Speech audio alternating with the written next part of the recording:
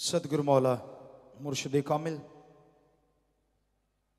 इस घोर कलयुग में उस शख्स को कहा जाता है जो आत्मा और परमात्मा को मिला दे।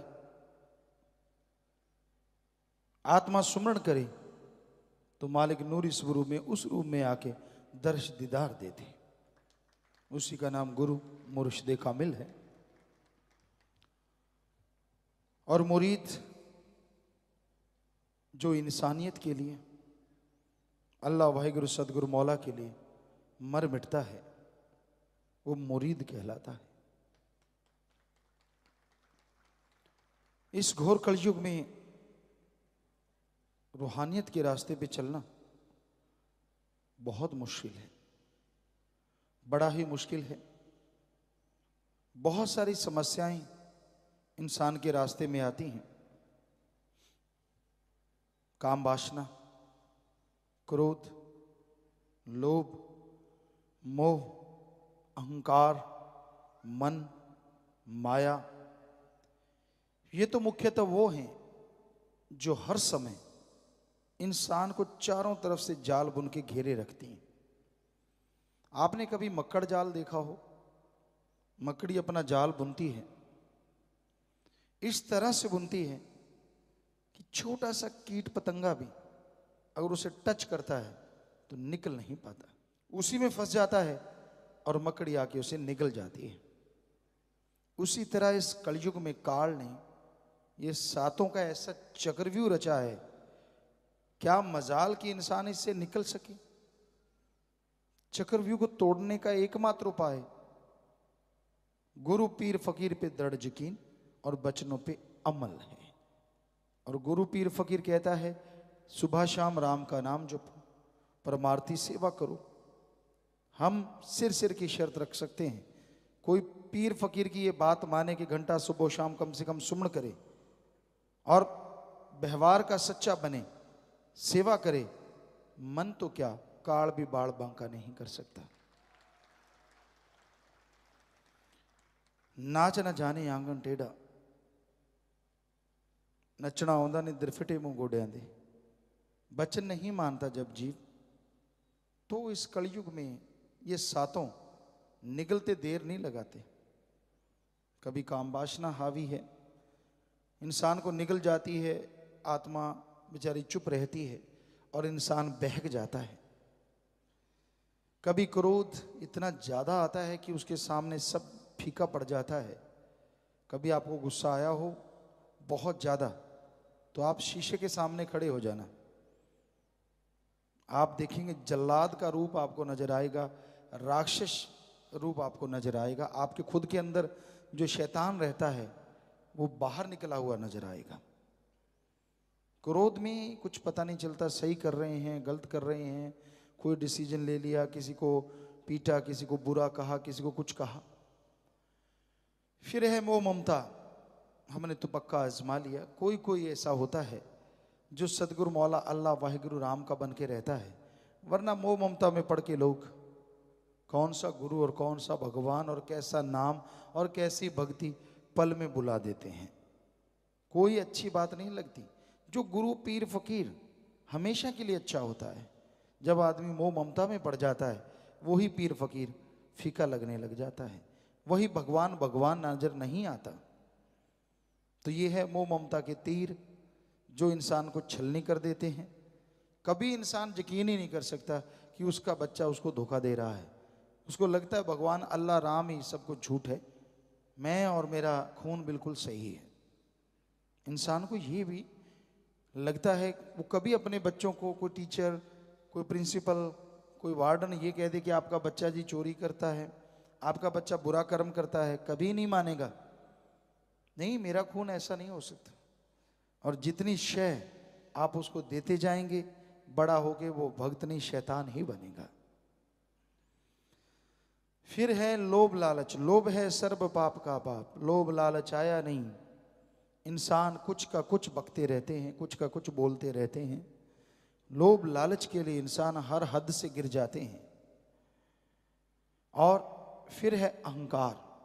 किसी को ऊंची जात का, किसी को ऊंचे धर्म का, किसी को जात मजहब का, किसी को अपने किसी गुण का, मैं पढ़ा हूं, मैं इंजीनियर हूं, मैं फलां मैं फलां मैं फलां, उसका। किसी को मन का सूक्ष्म अहंकार बताते नहीं, पर अंदर होता है कि मुझे सारा ज्ञान है, मुझे मत पढ़ाओ, मुझे सब आता है, मुझे सब मालूम है।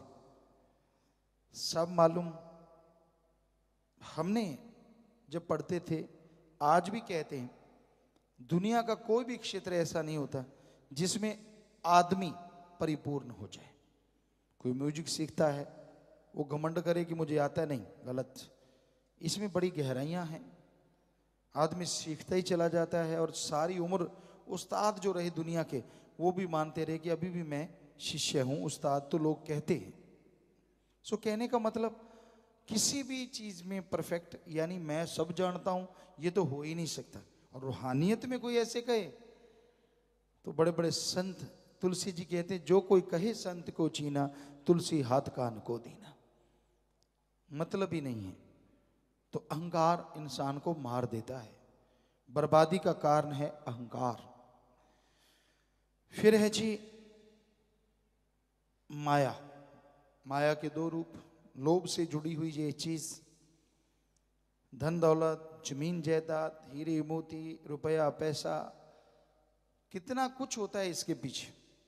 भाई भाई को खत्म करता है, बाप बेटे में मारामारी हो जाती है, बेटी बेटों में या बेटी बाप में मारामारी होती है, भाई बहन में मारामारी होती है। कारण माया रानी। भूल जाते हैं वो सब रक्षाबंधन, भूल जाते हैं वो सब खून के रिश्ते। एक ही थाली में खाने वाले दो भाई बहन, भाई भाई, एक ही माँ के गर्भ से पैदा होने वाले, एक ही रगों में दौड़ने वाला खून, एक ही बाप के साए तले पले बड़े हुए।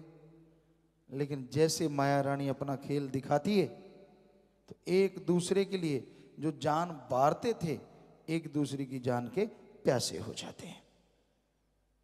और दूसरा माया का सूक्ष्म पर्दा, दुनिया में जो झूठ है उसको सच दिखाना और सच को झूठ दिखाना। संत पीर फकीर कभी झूठ बोलते ही नहीं, उनका मकसद लोगों को सच के राह पे लेके जाना, मालिक की भक्ति इबादत का रास्ता बताना। लेकिन ये माया ऐसा तिगड़म लड़ाती है कि अंदर से इंसान को लगता नहीं, ये तो फॉर्मेलिटी है, ये तो फजूल की बातें हैं, और गुमराह कर देती है। यानी जो सच है वो झूठ लगता है, और जो झूठ दुनिया की, भगवान को छोड़ के, भक्ति को छोड़ के, हर चीज नाशवान है। क्या कभी आप मानते हैं कि नाशवान है? अगर मानते हैं तो इतना मोह क्यों करते हैं, पागल क्यों हो जाते हैं उनके लिए? आप मानते नहीं, सिर्फ कहते हैं।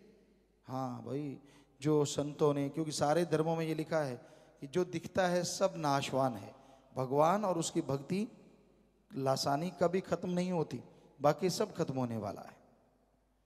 मानेंगे? वाह जी, बिल्कुल वाणी सच कहती है, गुरु सच कहते हैं। सच कहते तो तू कहाँ खड़ा, ये तो देख। क्या तू गुरु को मानता है? लोग गुरु को मानते हैं, गुरु वचन को नहीं मानते। गुरु को नमस्कार करते हैं, दृढ़ यकीन नहीं करते हैं। और जो करते हैं, ऐसा नहीं है, लाखों करोड़ों हैं जो दृढ़ यकीन करते हैं, तो उनके बेड़े दोनों जहान में आसानी से तैरते रहते हैं। कोई भी घुमन घेरी, कोई भी चक्रवात उनकी बेड़ी को डगमगा नहीं सकता, डुबोना तो दूर की बात।